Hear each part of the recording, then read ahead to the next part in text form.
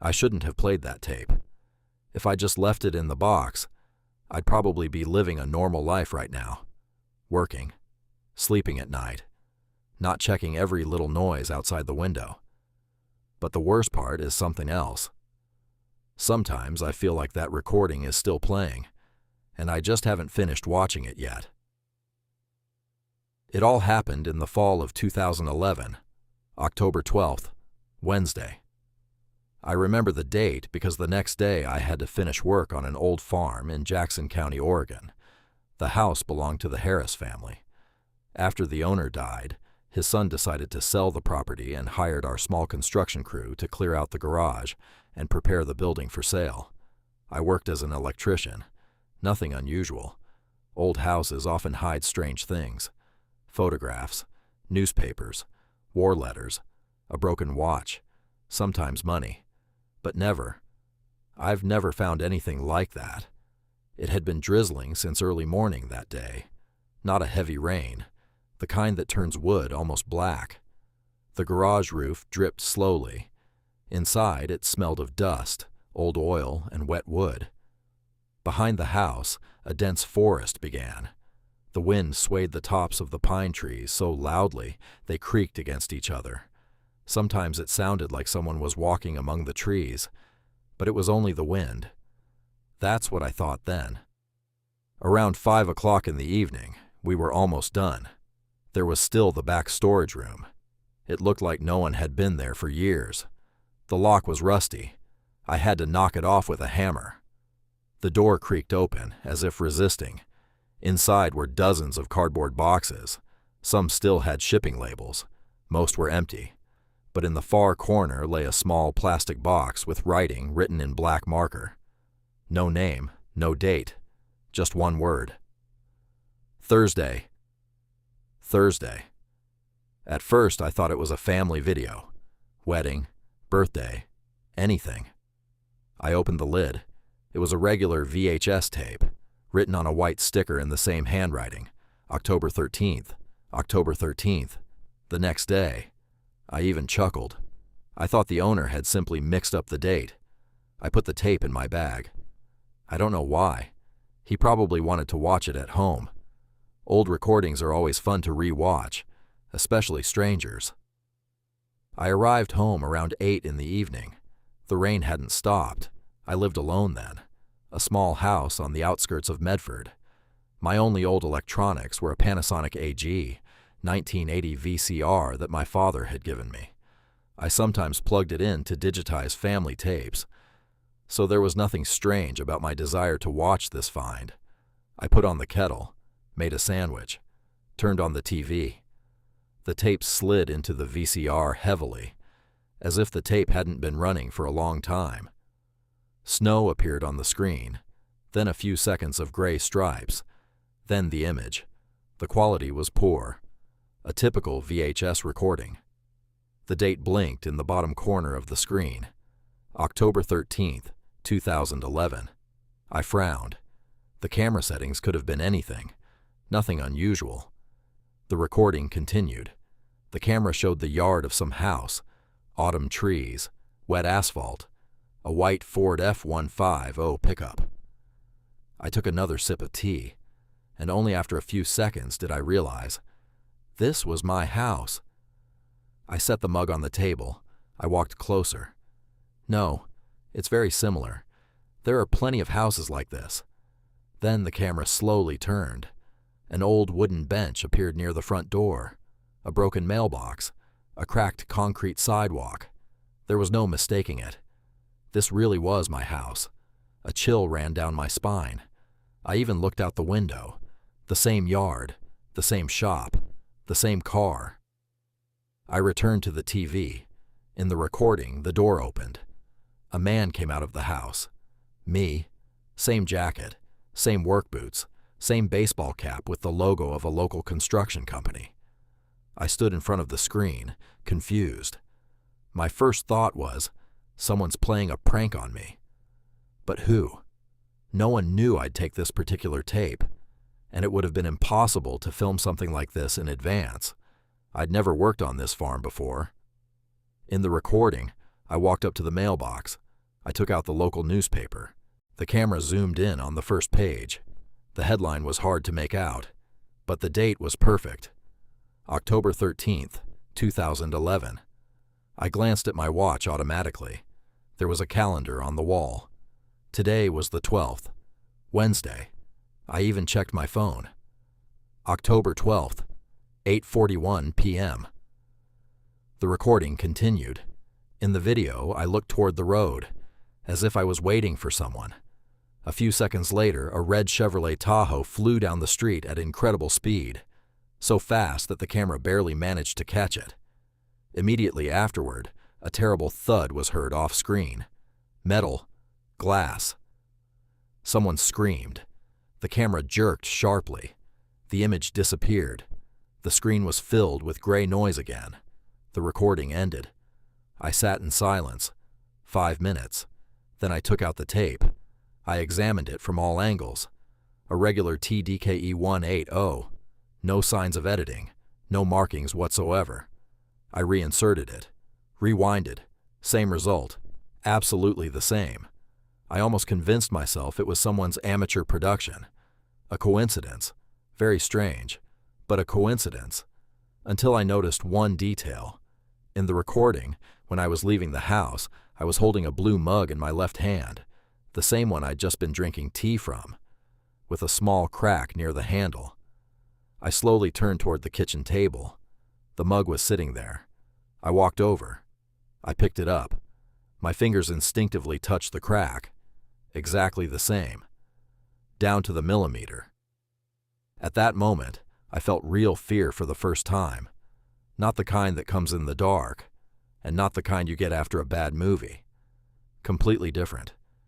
When the mind starts searching for a logical explanation and finds none. I decided that I would definitely check one thing in the morning. If there really was a newspaper in the mailbox with the date October 13th, and if that same red SUV really did fly down my street, then it wouldn't be a coincidence. But back then, I didn't yet understand the most important thing. The tape never showed the entire next day. It only showed those few minutes. That couldn't be changed. I barely slept. Every time I closed my eyes, the TV screen appeared before me again. Date: October 13th, 2011. Red SUV. A thud.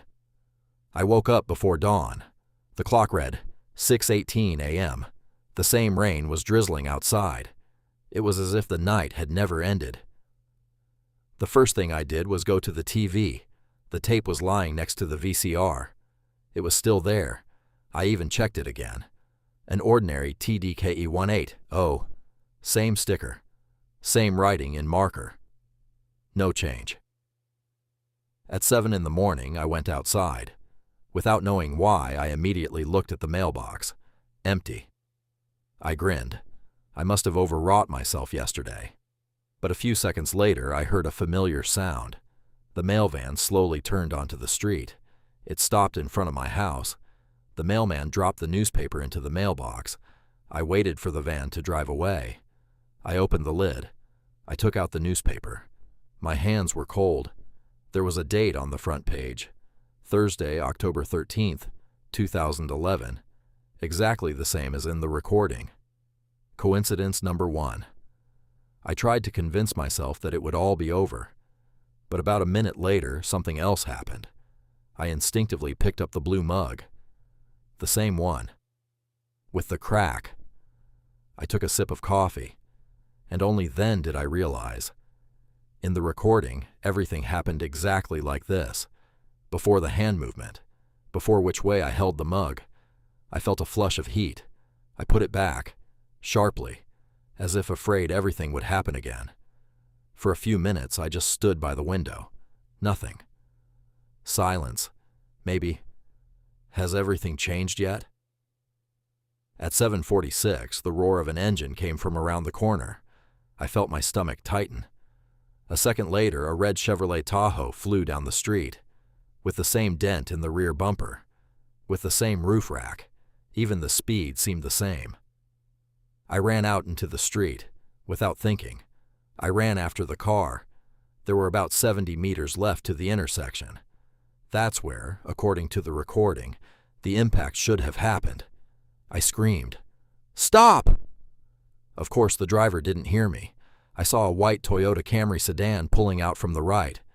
It all happened almost exactly the same. I sprinted forward. I waved my arms. The Camry driver slammed on the brakes. The red Tahoe flew right in front of his hood. There was no collision.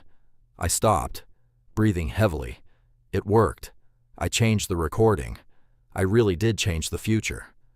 At that moment, I heard the screeching of tires from the opposite side of the intersection. I turned around. A black Freightliner with a trailer was trying to avoid a collision. The Camry driver, startled by me, stopped right in the middle of the road. The truck swerved sharply. The trailer jackknifed. It hit a parked van. It was thrown into a bus stop. It all happened in 2 seconds. The roar was so loud it shook the windows of the neighboring houses. When the dust began to settle, I saw a man. He was lying near a bench, an elderly man. I later learned he was 73 years old. He was just waiting for the bus. If I hadn't intervened, he would have calmly gone home. The police arrived quickly. One of the officers asked why I had run out into the road before the accident. I couldn't answer. I said the first thing that came to mind, that I'd heard an engine speeding too fast. He looked straight into the lens and slowly uttered just one phrase. "You've already corrected the first mistake." Goosebumps ran across my skin. I'd never seen this man before. The recording ended. I immediately rewound.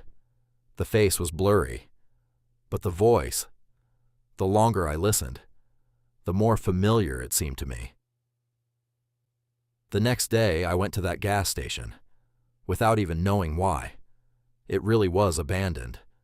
The gas pumps had long since been dismantled. The windows were boarded up with plywood. No one inside.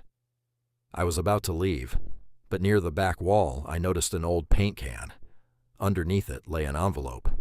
No stamp, no address, just my name, handwritten. I just stared at it for a few minutes. Then I opened it. There was a photograph inside, a regular Polaroid. I was standing in the picture, near my own house. I was holding a blue mug. Written in pencil on the back was a date, October 13th, 2011, and the time, 7:43 a.m.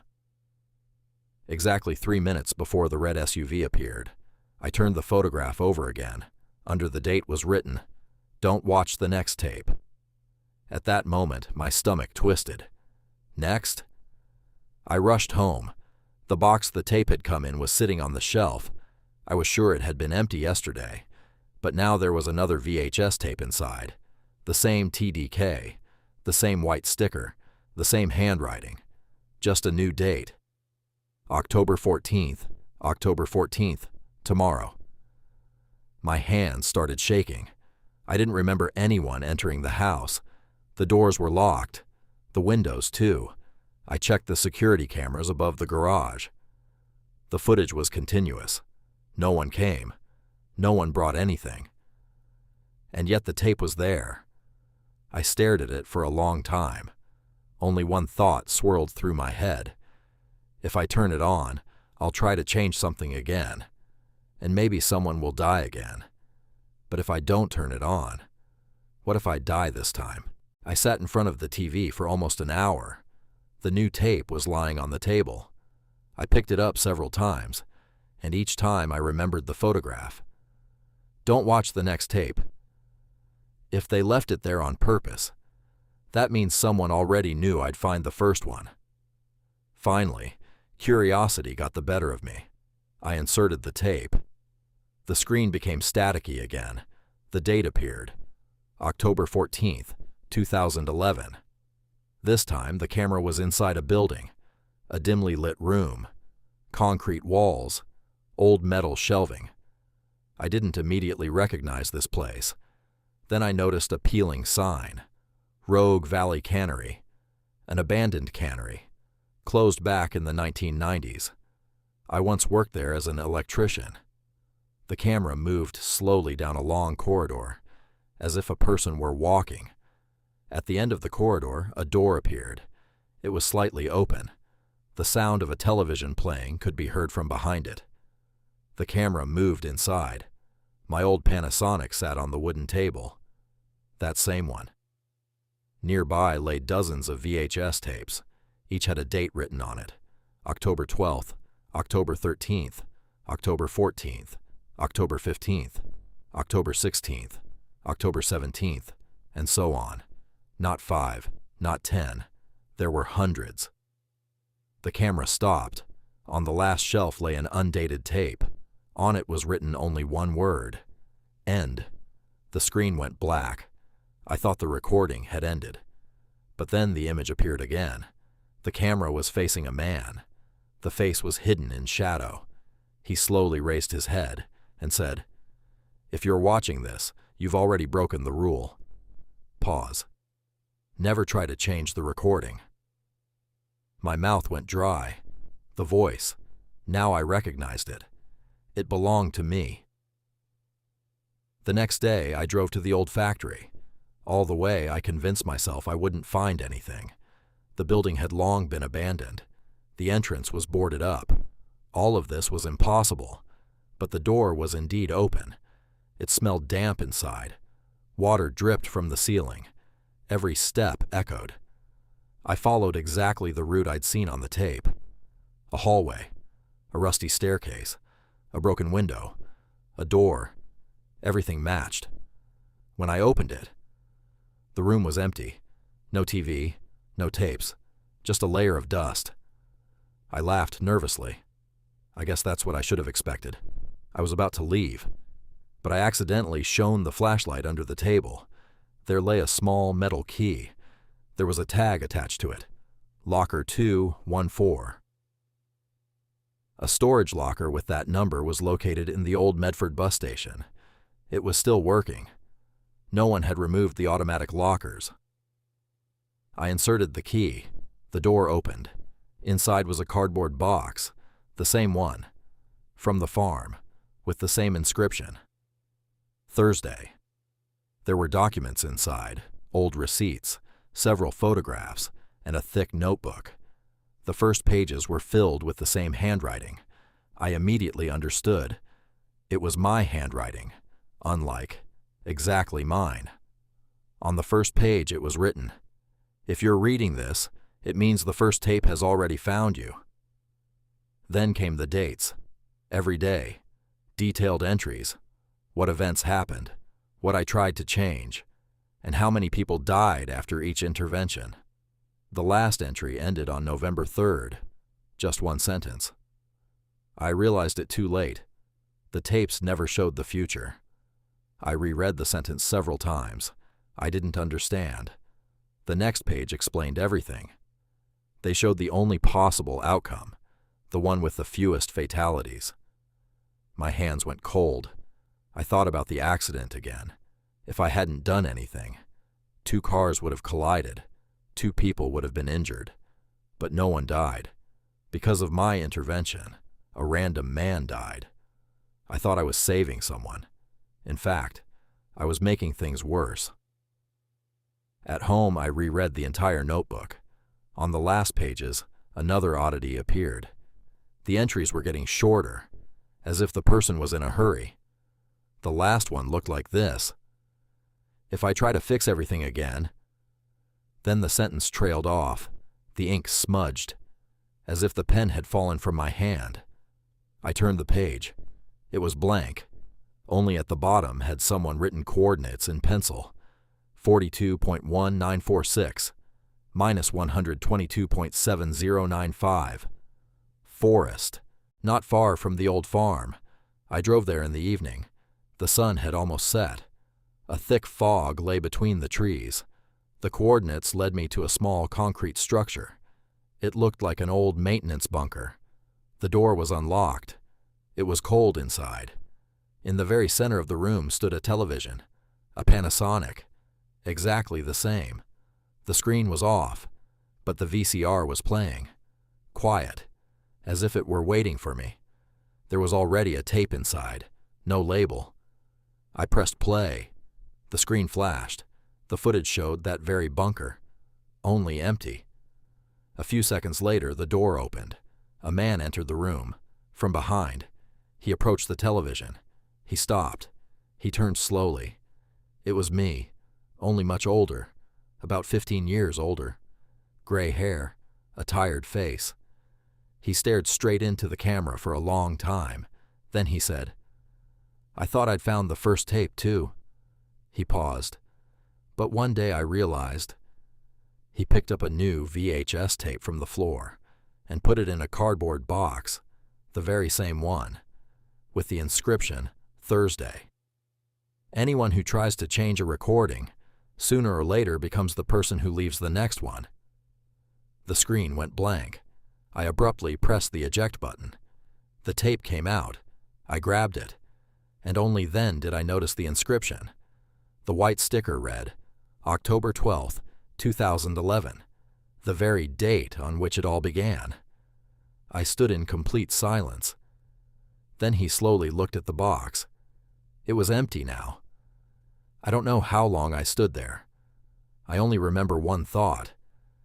If that tape ends up on the farm again, then one day I really will come back here and do exactly what I'd already seen on the tape. Many years have passed since then. I never played another VHS tape again. But sometimes I wake up in the middle of the night, because it seems to me, somewhere in the house, the VCR clicks softly again, and the tape begins to rewind.